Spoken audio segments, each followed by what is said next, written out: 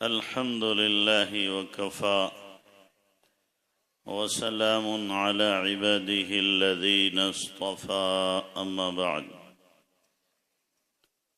فأعوذ بالله من الشيطان الرجيم بسم الله الرحمن الرحيم طه ما أنزلنا عليك القرآن لتشقى إلا تذكرة لمن يخشى صدق الله العظيم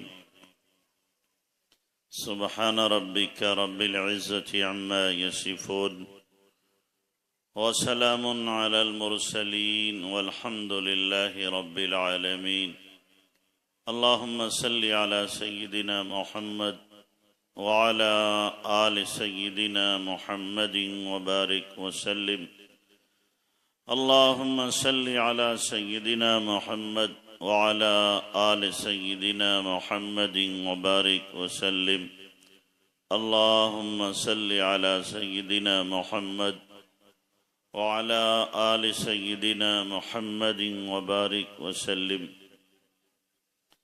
محترم علماء کرام، معزز سامعین، میرے بزرگوں اور دوستوں، سچی بات تو یہ ہے کہ بیان کا یہ وقت نہیں، آرام کا وقت ہے۔ دعا کر کے آرام کر لی جائے، یہی مناسب تھا، چونکہ وقت بہت ہو چکا ہے اور آپ لوگ گاؤں کے ہیں، جا کے سو جائیں گے، اور ہمیں تو مراد آباد جانا ہے اور جام لگ رہا ہے، اگر لگ گیا تو صبح ہی ہو جائے گی، اور آپ صبح فجر بعد بھی سو لیں گے، ہمیں تو فجر بعد بھی لگ جانا ہے، پڑھانا ہے۔ تو اس لیے بھائی کوشش کیا کریں، ہم جلسے والوں سے بھی کہیں گے کہ 12 تک جلسہ ختم ہو جانا چاہیے، اور اتنی لمبی راتوں میں اتنی دیر تک تو بہت ہی نامناسب ہے۔ آپ کا یہ جلسہ سیرت النبی کے عنوان سے، میں اسی کے متعلق 2-4 باتیں آپ سے عرض کروں گا۔ دیکھیے، سیرت النبی میں 3 چیزیں ہیں، ایک ہے سیرت النبی، ایک ہے سورت النبی، ایک ہے سریرت النبی۔ میں 2 کو چھوڑ کے آخری سریرت النبی کو آپ کے سامنے رکھتا ہوں۔ سیرت النبی تو آپ سمجھتے ہیں، اللہ کے نبی صلی اللہ علیہ وسلم کے اخلاق، آپ کے کردار، آپ علیہ السلام کی حیات طیبہ۔ سورت النبی اللہ کے نبی کا حلیہ، آپ کا سراپا۔ سریرت النبی اللہ کے نبی صلی اللہ علیہ وسلم کے اندر کا غم، آپ کے اندر کی کڑھن، آپ صلی اللہ علیہ وسلم کے اندر کی فکر، اور انسانیت کے سلسلے میں اور خاص طور پر اپنی امت کے سلسلے میں آپ کو کیا غم تھا، کیا فکر تھی، کیا کڑھن تھی، کیسی تڑپ تھی اور کیسی گھٹن تھی اللہ کے نبی صلی اللہ علیہ وسلم کو۔ تو آپ علیہ السلام اپنی امت کے سلسلے میں بے پناہ فکر مند تھے، یہاں تک شمائل میں آتا ہے اللہ کے نبی علیہ السلام کے بارے میں، دائم الفکر متواصل الاحزان لیست لہ راحہ، ہمیشہ فکر مند، غموں کا تانتا بندھا ہوا، آپ کو راحت گویا تھی ہی نہیں۔ طویل الصمت، لمبی خاموشی، خاموش بیٹھے رہتے تھے، فکر مند رہتے تھے۔ کس کے سلسلے میں؟ ہمارے آپ کے سلسلے میں، کہ میرے بعد اور میرے موجود ہوتے ہوئے امت کا کیا بنے گا، امت کا کیا حال ہوگا۔ اور پھر امت کی فکر اس قدر تھی کہ دنیا کے لوگ جب عروج پاتے ہیں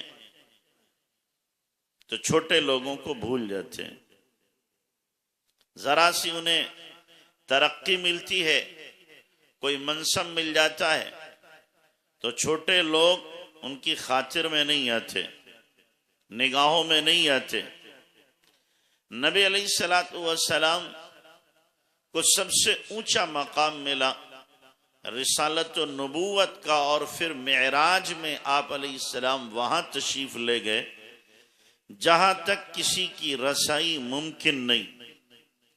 جبرائیل امین نے بھی جہاں پہنچ کر ہاتھ جوڑ لیے، اور جبرائیل بھی آگے نہ جا سکے۔ اللہ کے نبی علیہ السلام نے جبرائیل سے سدرہ پہ کہا۔ شیخ سعدی نے فرمایا ہے بدو گفت سالار بیت الحرام کہ اے حامل وحی برتر خرام، چو در دوستی مخلصم یافتی عنانم ز صحبت چرا تافتی۔ اے وحی کے لانے والے، دوستی میں پکا پایا ہے، میرا ساتھ کیوں چھوڑ رہے ہو، میرے ساتھ چلو۔ جبرائیل امین نے اس وقت کہا تھا، مشہور شعر ہے، اگر یکسر منہ برتر پرم فروغ تجلی بسوزت پرم، ایک بال برابر آگے بڑھوں گا، تجلیات الہی مجھے جلا کر کے خاکستر کر دیں گی، میرا وجود ختم ہو جائے گا۔ حضرت عطا اللہ شاہ بخاری رحمۃ اللہ علیہ یہاں پہ مچل جاتے تھے، فرماتے تھے جبرائیل بے وفا نکلا، نبی کا ساتھ چھوڑا، عطا اللہ ہوتا جل تو جاتا پر نبی کا ساتھ نہ چھوڑتا۔ تو اللہ کے نبی اس مقام پر پہنچے کہ جبرائیل کی پرواز جہاں سے ختم ہو جاتی ہے، اللہ کے قرب میں اور جناب میں ثم دنا فتدلی فکان قاب قوسین او ادنا میں اللہ کے نبی علیہ السلام پہنچے، اور پھر اللہ تبارک و تعالیٰ کی جناب میں پہنچ کر آپ علیہ السلام نے ہدیہ پیش کیا۔ ہدیہ پیش کیا، بھئی جب بڑوں کے پاس جاتے ہیں تو کہ ہدیہ لے کر کے جاؤ، یہ ان کا اعجاز ہے۔ تو اللہ تو تمام چیزوں کا مالک ہے، اس کی جناب میں کیا پیش کریں؟ تو اللہ کے نبی نے کیا پیش کیا؟ التحیات للہ والصلوات والطیبات، اے اللہ تمام قولی عبادتیں، مالی عبادتیں، بدنی عبادتیں تجھی کو زیبا ہیں، تیرے علاوہ کسی کے لائق نہیں ہیں۔ تو ادھر سے جواب آیا السلام علیک ایہا النبی ورحمت اللہ وبرکاتہ۔ جب یہ جواب آیا تو اس وقت اللہ کے نبی کو امت یاد آ گئی۔ اتنے اونچے مقام پر پہنچ کر بھی ہم اور آپ اور امت آپ کو یاد آئی، تو آپ نے فوراً کیا کہا؟ السلام علینا وعلی عباد اللہ الصالحین۔ صرف میرے پہ سلام نہیں، میرے پر بھی اور میری امت کے نیک لوگوں پر بھی سلام۔ اس مقام پر بھی آپ بھولے نہیں ہمیں، آپ کو۔ ہم اس دھرتی پر رہتے ہوئے اللہ کے نبی کو بھول جاتے ہیں اور آپ کی سنتوں کا جنازہ نکال دیتے ہیں، اپنے ہاتھوں سے نوچ کر پیروں تلے روند دیتے ہیں، احساس بھی نہیں ہوتا ہم کس کے دل کو دکھا رہے ہیں، کس کے دل کو زخمی کر رہے ہیں۔ پھر اللہ کے نبی جب لوٹے ہیں اور موسیٰ علیہ السلام کے پاس پہنچے ہیں، اور موسیٰ علیہ السلام نے پوچھا اللہ نے کیا دیا ہے آپ کو اور آپ کی امت کو؟ تو آپ نے فرمایا 50 نمازیں دیے۔ تو موسیٰ علیہ السلام نے اس وقت ایک جملہ کہا، ان امتک لا تطیق بذالک، آپ کی امت 50 نمازیں پڑھنے کی سکت نہیں رکھتی۔ محدثین فرماتے ہیں اگر یہ جملہ نہ کہتے آپ کی امت طاقت نہیں رکھتی تو کبھی بھی آپ اللہ کے پاس 9 مرتبہ جا کر کے 45 نمازوں کو کم نہ کرتے۔ آپ کو اسی وقت امت کا خیال آیا کہ امت تو واقعی 50 نمازیں ادا نہیں کر پائے گی، اور اللہ کے نبی اس وقت اللہ کے حضور میں ہیں اور محویت کی ایسی کیفیت ہے، 50 نہیں 500 نمازیں اللہ کے نبی کو دی جاتی ہیں، آپ اس کو بھی قبول کر لیتے ہیں۔ امت کا جب خیال آیا تو اللہ کے نبی 9 مرتبہ پھر اللہ سے عرض کرتے ہیں اللہ کم کر دیجئے، کم کر دیجئے، کم کر دیجئے، اور پھر صرف 5 رہتی ہے۔ لیکن خدا کی ذرہ نوازی کہ اللہ تعالیٰ فرماتا ہے ما یبدل القول لدی وما انا بظلام للعبید، میرے یہاں بات بدلی نہیں جاتی، تم 5 پڑھو 50 کا ثواب لے لو، 5 پڑھو 50 کا ثواب لے لو۔ تو عرض کرنے کا مطلب یہ اللہ کے نبی علیہ السلام وہاں پر بھی ہمیں فراموش نہیں کر رہے، نہ عرش پر فراموش کیا نہ فرش پر فراموش کیا۔ اور حد تو یہ ہے، آپ نے 12 حدیث سنی ہوگی، ام عائشہ رضی اللہ تعالیٰ عنہا، اللہ کے نبی علیہ السلام ان کے گھر میں آئے، آپ کا چہرہ کھلا ہوا تھا. ام عائشہ رضی اللہ تعالیٰ عنہ نے دامن پکڑا اور فرمایا آقا آج میرے لیے دعا کر دیں, میرے لیے دعا کر دیں. آپ نے ہاتھ اٹھائے, اللہم اغفر لعائشہ ما تقدم من ذنبها وما تأخرت وما اسرت. اے اللہ عائشہ کے اگلے پچھلے چھوٹے بڑے جانے انجانے میں جو ہوئے گناہ معاف کر دے. آپ نے یہ دعا مانگی, حضرت عائشہ مارے خوشی کے لوٹ پوٹ ہو گئی, ان کا سر ان کی گود سے جا لگا. آپ نے فرمایا عائشہ اتنا کیوں خوش ہوتی ہے؟ آقا آپ نے دعا دی, آپ کی زبان سے الفاظ نکلیں یقیناً وہ اللہ کی جناب میں قابل قبولی ہیں. میرے تو نصیب جاگ گئے کہ آپ نے میرے لیے دعا کی. اس وقت اللہ کے نبی نے کیا فرمایا تھا؟ کیا فرمایا تھا اللہ کے نبی نے؟ آپ نے فرمایا عائشہ جن الفاظ سے میں نے تجھے دعا دی ہے ہر نماز میں اپنی امت کے لیے ان الفاظ سے دعا کرتا ہوں. ہر نماز میں لاؤ ایسا کوئی باپ جو پانچوں نمازوں میں اپنے بیٹے کے لیے دعا کرتا ہو. لاؤ کوئی ایسی ماں جو پانچوں نمازوں میں اپنی اولاد کے لیے دعا کرتی ہو. لاؤ کوئی ایسی بیوی یا شوہر جو ایک دوسرے کے لیے پانچوں نمازوں میں دعا کرتے ہو. لاؤ کوئی ایسا جگری دوست جو اپنے دوست کے لیے تا عمر پانچوں نمازوں میں دعا کرتا ہو. کوئی آپ کو نہیں مل سکتا, صرف ایک ہستی ہے جناب رسول اللہ صلی اللہ علیہ وسلم کی کہ آپ علیہ السلام پانچوں نمازوں میں ہمارے اور آپ کے لیے دعا کر رہے ہیں. کس قدر محبت ہے, کتنی ہماری آپ کی فکر ہے. اور اسی پر بس نہیں, حکیم اختر صاحب رحمت اللہ علیہ نے ایک حدیث ذکر کی کہ اللہ کے نبی علیہ السلام نے صحابہ سے ایک مرتبہ فرمایا متى القا احبائی, میں اپنے دوستوں سے کب ملوں گا؟ صحابہ نے عرض کیا اولسنا احباؤک, آقا کہ ہم آپ کے دوست نہیں ہیں؟ آپ نے فرمایا انتم اصحابی و اخوانی, تم میرے ساتھی ہو, میرے بھائی ہو. اور اللہ کے نبی آپ کے دوست کون ہیں؟ آپ کے دوست کون ہیں؟ آپ نے فرمایا الذین آمنوا بی ولم یرونی, جو میرے اوپر ایمان لائے اور مجھے دیکھا نہیں ہے. ایمان لائے اور دیکھا نہیں ہے. اور پھر آپ نے کیا جملہ ارشاد فرمایا انا الیہم بالاشواق, میں ان سے ملنے کے لیے بےتاب ہوں. کس سے؟ ہم جیسے ظالموں سے, ہم جیسے بے وفاؤں سے, ہم جیسے غداروں سے, ہم جیسے نبی کی سنتوں کو اجاڑنے والوں سے. اللہ کے نبی صلی اللہ علیہ وسلم اپنا اشتیاق ظاہر فرما رہے, اپنی محبت کا اظہار فرما رہے کہ میں ان سے ملنے کے لیے بے قرار ہوں. ذرا سوچو تو صحیح, کیا ہماری یہ اوقات ہے, ہماری یہ بساط ہے, ہم اس قابل ہیں کہ اللہ کے نبی صلی اللہ علیہ وسلم کو منہ دکھا سکیں, آپ کے سامنے کھڑے ہو سکیں, قیامت میں آپ کی آنکھوں میں آنکھیں ڈال کر آپ کا چہرے انور کا دیدار کر سکیں؟ یہ ہماری اوقات ہے. ہم کتنے نالائق ہیں, کتنے نکمے ہیں, اور کتنے اللہ کے نبی صلی اللہ علیہ وسلم کو دکھ اور اذیت دینے والے ہیں اپنے اعمال سے, ہم میں سے ہر ایک کو معلوم ہے. لیکن ادھر دیکھیں اللہ کے نبی صلی اللہ علیہ وسلم کی وفائیں اور آپ کی محبتیں اور آپ کا تعلق, کیا آپ فرما رہے ہیں میں ملنے کے لیے بے قرار ہوں.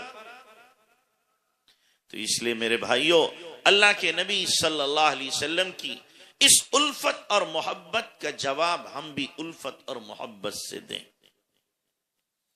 ہمیں بھی اللہ کے نبی صلی اللہ علیہ وسلم کے دین اور آپ کی سنت اور آپ کی شریعت کو گلے لگانے کی ضرورت ہے.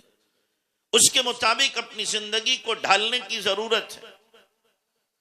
صرف جلسے جلوسوں سے نہیں, بلکہ اپنی زندگی کا جائزہ لیں, اپنی زندگی کو دیکھیں کہ میری زندگی کتنی شریعت کے مطابق ہے اور شریعت کے خلاف ہے. میری زندگی میں کتنی آقا کی سنتیں ہیں اور کتنی آقا کی سنتوں کی بغاوت میری زندگی میں پائی جا رہی ہے. ہم غور کریں اس سلسلے میں. اللہ کے نبی جناب رسول اللہ صلی اللہ علیہ وسلم کو امت سے اس قدر محبت تھی کہ راتوں رات اللہ کے نبی رو رہے. کیا ضرورت ہے, کیا ضرورت ہے اللہ کے نبی کو رونے کی؟ کہ اما عائشہ رضی اللہ تعالیٰ عنہ کہہ دیتی ہیں اللہ کے نبی آپ کے تو سب اگلے پچھلے اللہ نے ہوئے نہیں اور ہوں بھی بالفرض والمحال تو اللہ نے معاف کر دیے ہیں, تو اللہ کے نبی صلی اللہ علیہ وسلم کیا فرماتے ہیں؟ افلا اکون عبدا شکورا، کیا میں شکر گزار اللہ کا بندہ نہ بنوں؟ پوری رات رو رہے ہیں، 2 آیتیں آپ کو یاد آ گئیں۔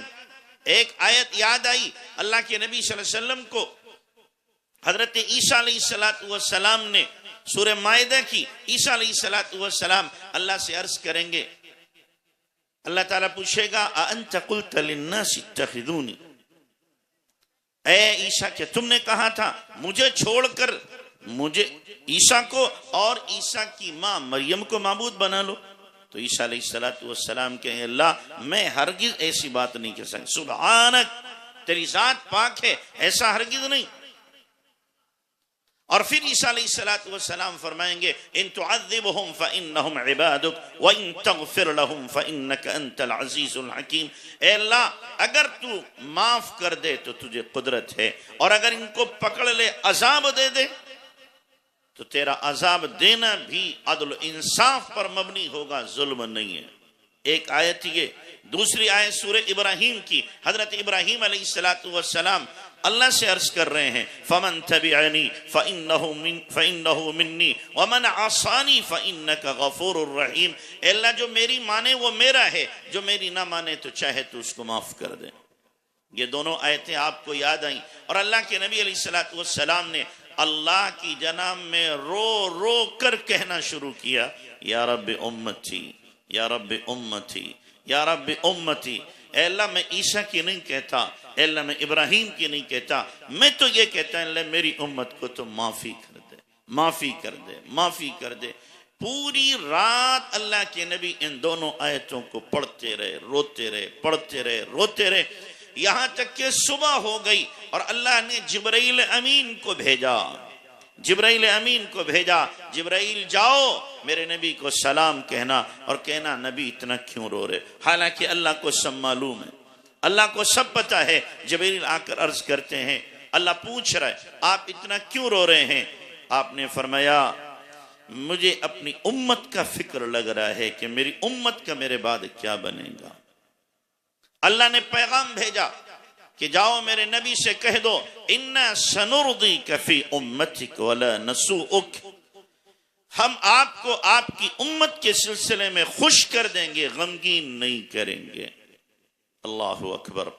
ایک روایت میں اللہ کے نبی، یہ تو مسلم شریف کی روایت ہے، دوسری روایت میں اللہ کے نبی نے فرمایا میں اس وقت تک راضی نہیں ہو سکتا جب تک کہ میرا ایک امتی بھی جہنم میں رہے گا، ایک امتی بھی جہنم میں رہے گا۔ کیسی محبت ہے، کیسا تعلق ہے، کیسا اللہ کے نبی صلی اللہ علیہ وسلم امت کا خیال رکھنے والے ہیں، مگر ہم ہیں اللہ کے نبی صلی اللہ علیہ وسلم کے طریقے کو اپنی زندگی سے اجاڑ رہے ہیں، نکال رہے ہیں، اور ذرہ برابر ہمارے دل میں احساس نہیں ہوتا، کبھی ہماری پیشانی پہ سلوٹ نہیں پڑتی، چہرے کے خد و خال ہمارے نہیں بدلتے کہ ہم کس پر ظلم کر رہے ہیں، کس کے ساتھ زیادتی کر رہے ہیں، کس کے طریقے کو ہم اپنی زندگی سے نکال کے باہر پھینک رہے ہیں۔ کبھی تو خیال آیا ہوتا، کبھی تو ہم نے سوچا ہوتا، کبھی تو غور کیا ہوتا، کبھی تو شرمائے ہوتے، اور کبھی ہماری شرم سے آنسو نکلے ہوتے۔ نہیں، اللہ معاف کرے کہ ہم ڈھیٹ ہو گئے ہیں، ڈھیٹ مجرم ہو گئے ہیں، اور ایسے باغی ہو گئے ہیں کہ ہم سوچ رہے ہیں کہ ہم نے بغاوت کی نہیں۔ تو اللہ کے نبی صلی اللہ علیہ وسلم کا ایک طرف تعلق اور ایک طرف ہماری کیا ہے؟ بے وفائی، ہماری بے وفائی۔ کیا ہم یہ سوچتے ہیں اللہ کے نبی کو یہ ہماری غداریاں اور بے وفائیاں اور یہ ہماری نمک حرامیاں ان کا علم نہیں ہے؟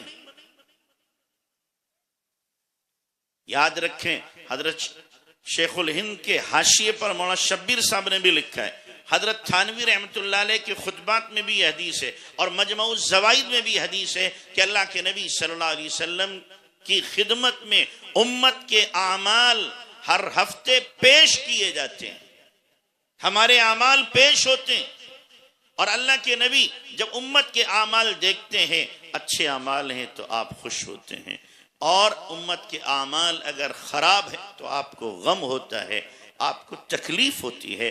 ذرا سوچو اللہ کے نبی کو ہم اپنے عمل سے قبر میں اذیت پہنچائیں، قبر میں تکلیف پہنچائیں، یہود و نصارہ نے جیتے جی اللہ کے نبی کو تکلیف دی تھی، اور ہم اللہ کے نبی کو پردہ فرمانے کے بعد قبر میں تکلیف پہنچا رہے ہیں۔ لیکن قربان جائیے جناب رسول اللہ صلی اللہ علیہ وسلم پر، آپ علیہ السلام جب امت کے برے اعمال کو دیکھتے ہیں تو آپ دعا کرتے ہیں۔ آپ کیا کرتے ہیں؟ امت کے لیے دعا کرتے ہیں کہ اللہ میری امت نے گناہ کیے ہیں، تو معاف کر دے، تو معاف کر دے۔ اللہ اکبر! کیا ظرف ہے نبی کا، کیا تعلق ہے نبی کو، کیا محبت ہے نبی کو۔ ہم اس دھرتی پر جرم کر رہے ہیں، گناہ کر رہے ہیں، غمگین کون ہو رہا ہے؟ کیسا دل دیا تھا اللہ تبارک و تعالیٰ نے اللہ کے نبی صلی اللہ علیہ وسلم کو، کیسا کلیجہ تھا اللہ کے نبی صلی اللہ علیہ وسلم کا۔ اللہ تعالیٰ نے اسی لیے اپنے نبی سے فرمایا ہے کہ یہ گناہ کر کے آئیں، استغفر لہم، نبی آپ ان کے لیے معافی مانگیے۔ واقعہ مشہور ہے، میں واقعہ سنا کر بات پوری کرتا ہوں کہ واقعی راوی ہیں، حضرت شیخ الحدیث نے بھی اس کو ذکر کیا ہے، اور ابن کثیر میں بھی یہ واقعہ لکھا ہوا ہے کہ واقعی ایک مورخ ہے، کہتے ہیں میں روضہ اقدس کے پاس موجود تھا، گاؤں کا ایک آدمی آیا اور آ کر کے اس نے قرآن کی ایک آیت پڑھی، وَلَوْ أَنَّهُمْ إِذْ ظَلَمُوا أَنفُسَهُمْ جَاءُوكَ فَاسْتَغْفَرُوا اللَّهَ وَاسْتَغْفَرَ لَهُمُ الرَّسُولُ لَوَجَدُوا اللَّهَ تَوَّابًا رَحِيمًا۔ اے نبی، آپ کے پاس آپ کی امت کے لوگ گناہ کر کے آئیں اور وہ معافی چاہیں اور آپ بھی ان کے لیے معافی چاہیں۔ گناہ کون کرے؟ ہم۔ معافی کون چاہیں؟ اللہ کے نبی۔ آپ بھی معافی چاہیں، لَوَجَدُوا اللَّهَ تَوَّابًا رَحِيمًا، تو اللہ کو توبہ قبول کرنے والا، رحم کرنے والا پائیں گے۔ اس نے یہ آیت پڑھی اور کہنے لگا آقا میں آپ کے پاس مجرم بن کے حاضر ہوا ہوں، آپ دنیا سے جا چکے، صحابہ آتے تھے، آپ دعا کرتے تھے، میرا عقیدہ ہے آپ اپنی قبر میں حیات ہیں، اللہ کے نبی میرے لیے دعا کر دیجئے، اللہ میرے گناہوں کو بھی معاف کر دے۔ اس نے اپنے دل کے تراشے رکھے، دل کے تراشے رکھے، اور پھر اس نے اشعار پڑھے، یا خیر من دفنت القاء اعظمه فطاب من طيبهن القاء والأتم نفس الفداء ولا قبر انت ساكنه فيه العفاف وفيه الجود والكرم انت الشفيع الذي ترجى شفاعته على الصراط حينما زلت القدم وصاحباك لا انساهما ابدا مني السلام عليهم ما جرى القلم۔ یہ اشعار اس نے پڑھے، کیا کہا ان اشعار میں؟ کس دل سے پڑھے تھے کہ دو شعر اب بھی روضہ اقدس کے جو پلر ہیں ان پر لکھے ہوئے ہیں، اب بھی لکھے ہوئے ہیں۔ اس نے کہا اے وہ ذات جو زمین میں دفن کر دی گئی، اور اس کے دفن ہونے کی وجہ سے زمین کا اندر بھی، زمین کا اوپر بھی لہلہا اٹھا۔ پھر کہنے لگا میری جان قربان ہو اس قبر پر جس سے آپ آرام فرمائے، میری جان قربان ہو اس قبر پر جس میں آپ آرام فرمائے۔ آپ ہی نہیں، آپ کی سخاوت، آپ کی عفت اور آپ کے تمام خلق بھی آپ کے ساتھ دفن ہو گئے۔ انت الشفیع الذی ترجى شفاعته، آپ وہ شفاعت کرنے والے ہیں کہ ان کی شفاعت کی امید کی جاتی ہے۔ علی الصراط حینما زلت القدم، پلسرات پر جب لوگوں کے قدم ڈگمگا رہے ہوں گے، اللہ کے نبی پلسرات کا پایا پکڑے ہوں گے، امت گزر رہی ہے اور آپ فرما رہے ہیں ربی سلم امتی، ربی سلم امتی، ربی سلم امتی، اے اللہ میری امت کو پار لگا دے، میری امت کو پار لگا دے، میری امت کو پار لگا دے۔ ہر ایک کو اپنی اپنی پڑی ہے، اور نبی کو امت کی، نبی کو امت کی فکر ہے۔ اور پھر اس نے کہا وَصَاحِبَاكَ لَا أَنْسَاهُمَا أَبَدًا، میں آپ کے دونوں ساتھی ابو بکر عمر کو بھلا نہیں سکتا۔ مِنِّ السَّلَامُ عَلَيْهِمْ مَا جَرَى الْقَلَمُ، میری طرف سے آپ سب کو سلام ہوتا رہے جب تک کہ لکھاری لکھتا رہے، یعنی قیامت تک میری طرف سے سلام ہو۔ یہ اس نے اشعار پڑھے اور چلتا بنا۔ واقعی کہتے ہیں مجھے نیند آئی، آقا خواب میں آ گئے۔ چہرہ اللہ ہمیں بھی دکھائے، لیکن ہماری گنہگار آنکھیں اس قابل کہاں، اس قابل کہاں جو آنکھیں بے حیائی کی عادی ہو گئی ہوں، ना महरमों को देखती हो, उन आंखों को कहां दीदार नसीब हो सकता है। तो कहते हैं मुझे ख्वाब में आका आए और आका ने मुझसे कहा वाकिदी उठो उठो, जाओ मेरे उस देहाती को जाके बता दो जो सलाम पेश करने आया था, मैंने उसके लिए दुआ की, अल्लाह ने उसके गुनाह माफ कर दिए, अल्लाह ने उसके गुनाह माफ कर दिए। जो कब्र में पहुंचने के बाद भी हमारे लिए दुआएं कर रहा हो, हमें न भुला सके। मेरे भाइयों, हम जिंदा रहते हुए भी इस धरती पे रहते उसे फरामोश कर दें, उसके दीन को उजाड़ करके फेंक दें, उसकी शरीयत से हमारा कोई ताल्लुक न हो, कुछ तो शर्म हो, कुछ तो गैरत हो, कुछ तो हया हो, कुछ तो दिल के अंदर दर्द होना चाहिए। तो इसलिए मेरे भाइयों, आप सब तय करो कि इंशाअल्लाह हम अपनी जिंदगी सुन्नत शरीयत के मुताबिक बनाएंगे। अब तक जो बगावत हुई, नाफरमानी हुई, सुन्नतों की खिलाफ वर्जी हुई, अल्लाह उसे माफ करे। आइंदा की जिंदगी के लिए तय करो कि शरीयत के खिलाफ, सुन्नत के खिलाफ मेरा कदम नहीं उठेगा। तय करते हो इंशाअल्लाह। अल्लाह हम सबको अमल की तौफीक अता फरमाए।